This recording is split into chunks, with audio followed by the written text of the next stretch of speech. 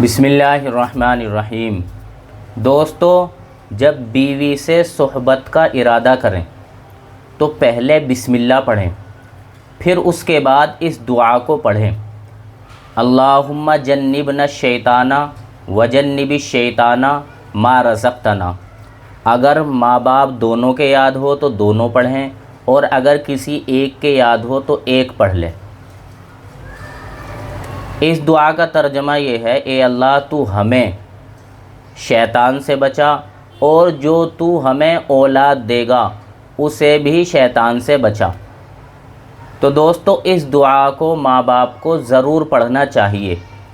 اس دعا کے پڑھنے کا یہ فائدہ ہوگا کہ اگر ماں باپ نے اس دعا کو پڑھا اور صحبت کری، اور صحبت کرنے کے بعد انہیں جو اولاد ہوگی اس کو شیطان کبھی بھی نقصان نہیں پہنچا سکتا۔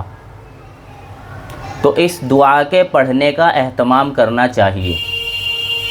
اسی طریقے سے دوستو، جب انزال ہو جائے تو اس دعا کو پڑھیں: اللہم لا تجعل للشیطان فیما رزقتنی نصیبا۔ اس دعا کا ترجمہ یہ ہے: اے اللہ، ہمیں جو تو اولاد دے اس میں شیطان کا کچھ حصہ نہ رکھ۔ تو انزال کے وقت اس دعا کو پڑھنے کا بھی اہتمام کریں۔ اور دوستو، جب فارغ ہو جائیں تو اس دعا کو پڑھیں: الحمدللہ الذی خلق من الماء بشرا فجعلہ نسبا وصہرا وکان ربک قدیرا۔ اس دعا کا ترجمہ یہ ہے: تمام تعریف اللہ کے لیے ہے جس نے انسان کو پانی سے پیدا کیا، پھر اس کو نسب والا اور سسرالی رشتے والا بنایا، اور آپ کا رب ہر چیز پر قادر ہے۔ تو دوستو، ان دعاؤں کے پڑھنے کا اہتمام کرنا چاہیے۔ ماں باپ دونوں پڑھ لیں، بہت اچھا ہے، اور اگر کسی ایک کے یاد ہو تو ایک پڑھ لیں۔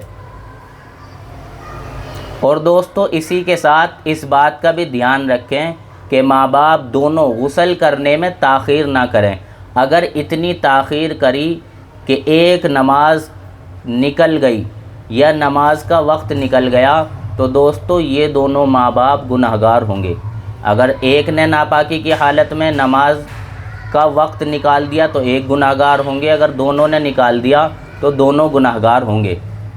اور دوستو، یہ بات بھی سمجھیں کہ جو ماں باپ ناپاکی کی حالت میں نماز کا وقت نکال دیتے ہیں تو ان کی اولاد کے نافرمان ہونے کا یہ چیز سبب بنتی ہے، یعنی پھر اندیشہ ہے کہ ایسے ماں باپ کی اولاد نافرمان ہو۔